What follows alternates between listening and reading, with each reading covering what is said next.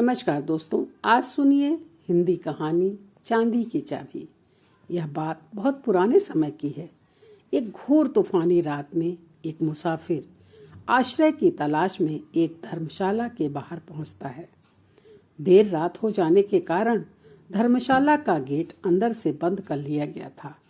उस गेट का गेटकीपर अंदर ही बैठा हुआ था। मुसाफिर गेटकीपर को अंदर बैठा देखकर दरवाजे को खटखटाता है। खटखटाहट सुनकर गेटकीपर मुसाफिर से कहता है कि इस दरवाजे की चाबी कहीं खो गई है। अगर आपके पास कोई दूसरी चांदी की चाबी है तभी यह दरवाजा खुल सकता है।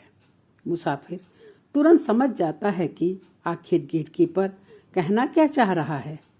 वह अपनी जेब में से चांदी का एक सिक्का निकालकर अंदर गेटकीपर को दे देता है।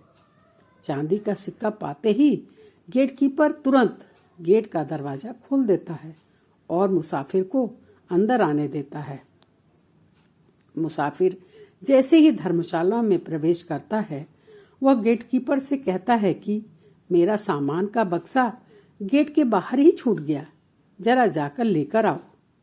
गेटकीपर जैसे ही बक्सा लाने के लिए गेट से बाहर निकलता है, मुसाफिर गेट को अंदर से बंद कर देता है।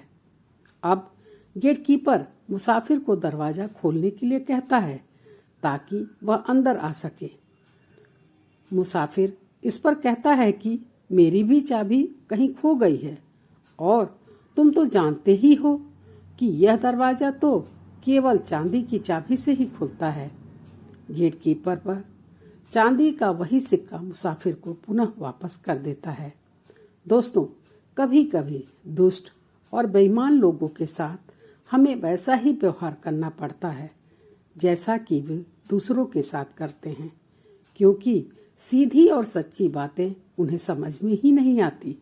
इसीलिए तो कहा गया है सठे साठ्यम समाचारेत, यानी कभी कभी हमें दुष्ट के साथ दुष्टता का व्यवहार करना ही पड़ता है। दोस्तों, कहानी कैसी लगी कमेंट करके जरूर बताइएगा तथा मेरे चैनल को लाइक और सब्सक्राइब करके मेरा प्रोत्साहन अवश्य करें।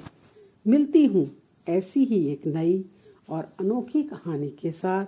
धन्यवाद।